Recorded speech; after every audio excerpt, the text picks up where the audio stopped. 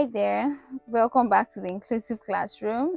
Now, parents get really disturbed when their children have challenges in school. When a child has issues with learning and this difficulty, we call it learning disability. Now, what is learning disability? Learning disability is a challenge that causes difficulty in comprehending information and processing information. So it is very important that you note this learning disability in your preschooler or your kindergarten child early enough that you look out for some of these things I'm going to mention in your children. If you notice that your children have some of these things that I'm going to mention, you know that it's a learning disability, and then you have to start treating or managing it right now. Number one is delayed speech and language development. So you have children that have issues with speaking. They can't really speak. You expect them at this age, they should be saying something, but they are not saying anything. So you know that this child might be giving you signs of a learning disability. They have processing difficulties. They have difficulties processing information. So you give them a particular information and it's hard for them to process it. Now, I'll give an example in the classroom. I don't know if you're a teacher, I do this in my classroom. I tell my pupils to read aloud for me. So they all have their books, they have their textbooks, and they read aloud. So after reading, what I do is I tell each of them, you come and tell us the story we just read. And you see some children do that effortlessly, and then you see some children, they don't even remember what they've read, but they read it. So that's another issue. So if they have issues with processing information, they have difficulty with processing information, it could be a sign that they have learning disability. Number three is that they are less engaged in learning tasks. So you have a particular task in your classroom, or as a parent, you have a task that you give to your children in the house. You find this particular one always having difficulty in learning that task, or always having difficulty as a teacher in learning a particular concept that you give to everyone in class. So it could be a sign that the child has a learning disability. They are less confident in their learning ability. Now, this is different from an introverted child that doesn't really talk in class. So an introverted child that doesn't really talk in class might not even say anything in class. Maybe when you ask questions, it's not one of those children that will say, Auntie, I, you know. But some of those children, give them something to do in a book and they will do it excellently well for you. So I'm not talking about those kind of children. I'm talking about children that have learning disabilities. These particular children have issues with confidence in their learning ability. They feel like if I do this thing, my auntie or my teacher is going to shout at me. If I say it like this, my friends are going to laugh at me. Or when you give them a particular thing to do, they are scared that they might fail. Now, that is something to really take note of, that this child might have a learning disability. They have trouble with fine motor skills. Fine motor skills like drawing, like cutting, like tracing. So you find a child in class unable to do simple tracing. Preschool teachers, we understand, we give them things to trace, and you can easily see these lines, trace it and follow the lines, but it's hard for them. You will see them drawing another line somewhere else, like, where did that come from? So a child like that might have a learning disability. Now, I had an experience recently. I have a child that I taught recently, and he was learning how to draw a circle, and I held his hand where he was holding his pencil and then the object we had to use to draw the circle. So I did that with him, and the next time I asked him, would you love to do it on your own? He told me no. I had to tell him, no, you can do this, all those kind of things that we do, teachers. And then he said no, that he doesn't want to try. I had to ask him, why don't you want to try? He said, because he doesn't know how to do it. I had to start telling him, you can do it, you can draw it, you can do this. He had to draw that thing like 10 times before he got how to draw a circle. So children that have learning disability exhibit something like that. Some of them don't even want to try. Even when you tell them you can do it and you want to make them do it, they start crying. Limited attention span, easily distracted, and they have short memory. So children with learning disability have short memory. They don't remember things. You just told them now 2 plus 2 is 4, and you did it together. Ask this child the next 3 seconds. They don't know what 2 plus 2 is. They are easily distracted. You're teaching them a particular concept, they're asking you of another thing. As you're teaching them something, their mind is somewhere else. They have short memory, I said that already, and they have low attention span. It's difficulty with recognizing, naming shapes, colors, and numbers. So this is majorly for preschoolers and kindergarten children. Normally, actually, children find it difficult to learn shapes and colors and sometimes numbers.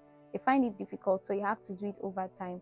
But with children that have learning disabilities, it's way difficult for them to learn these shapes. So they are seeing a triangle, they know that triangle has 3 sides, right? They are seeing the way it looks like, and they are seeing a T, and they see the name of it. They don't even know that this is a triangle. Parents get really frustrated with this kind of things, and even teachers. So when you see something like this, just know that this is a child with a learning disability. It's delayed development of self-care tips. So children that have learning disability have delayed development of these kind of skills, self-care skills like bathing for themselves, self-care skills like combing their hair, brushing their teeth. We have children are actually eager to want to do these things for themselves. So you see a child saying, I can't wait to be 6 because mommy said by 6 I'll start beating for myself, or when I'm 7 I'll start brushing my teeth myself.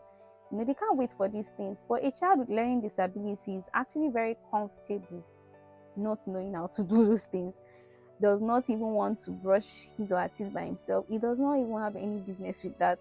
So when you see a child like that, you take note and know that this child might have a learning disability. Now, what do you do as a teacher in the classroom, knowing that your child or a pupil in the class has learning disability, 1 or 2 pupils in the class has a learning disability? There's something we call accommodation in special education. Learn to accommodate this kind of children.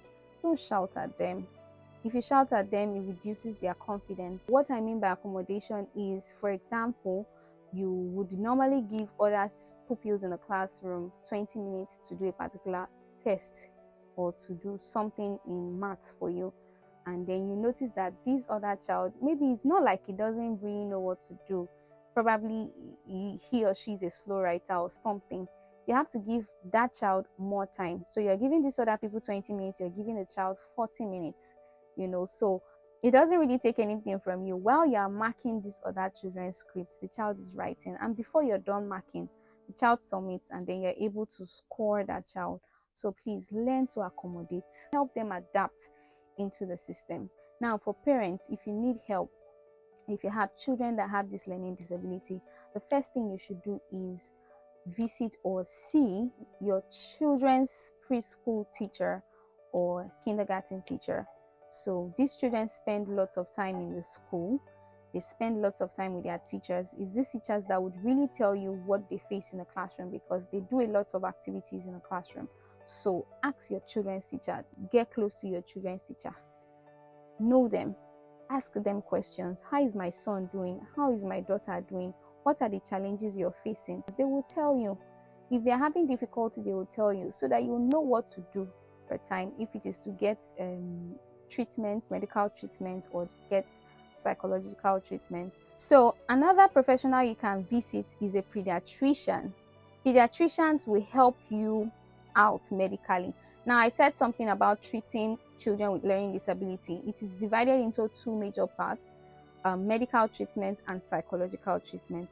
Now, for the medical treatment, these pediatricians can help you with drugs, they can help you with injections, they can help you with dieting for your children. They'll help you, they'll tell you, okay, these are the things you can give your child, these are the things you should not give your child. They'll help you with exercises that you can give to them, something to help them. And I talked about psychological treatment. Psychological treatments are those things I actually mentioned in my last topic, my last video, so you can go watch it. Creating routines, reinforcing a particular behavior, all of those things are the psychological treatments you can give to them. Getting a home tutor to help them with their work or something. You get a home tutor to help them, get a professional tutor, of course, to help them with that particular area they are having difficulties with. Another professional that you can visit is a speech language pathologist. Now, these people help children with speech development, children that have issues with speech development. So you can take them to a speech language pathologist. You can also see an occupational therapist. You can see an educational psychologist. You can see a child psychologist. These professionals are there to help us. Please do not wait till these children are old before you start doing something. So that's why it's important to find out now that they are still growing. Also know as parents that children learn at different paces. Don't compare your child to another child to greatly reduce their confidence level. What you should do is look for solutions, look for how to help. So especially in this part of the world where parents attribute academic intelligence with career opportunities or career success.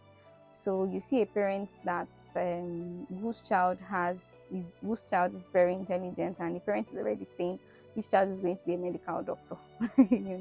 So please let your children grow at their own pace. Help them to become better, and you'll be amazed at what is going to come out of them. Thank you so much for watching. I appreciate you. If you're a new subscriber, thank you for subscribing to the channel. If you've not subscribed to the channel, please do so. And then if you're a returning subscriber, thank you for always coming back to watch. If you have comments, please drop them in the comment section. If you have a thought, if you have anything on your mind, please drop them in the comment section. I'll be waiting to reply each and every one of them. If you also have a contrary opinion to everything I have said, please do not hesitate to put them in the comment section.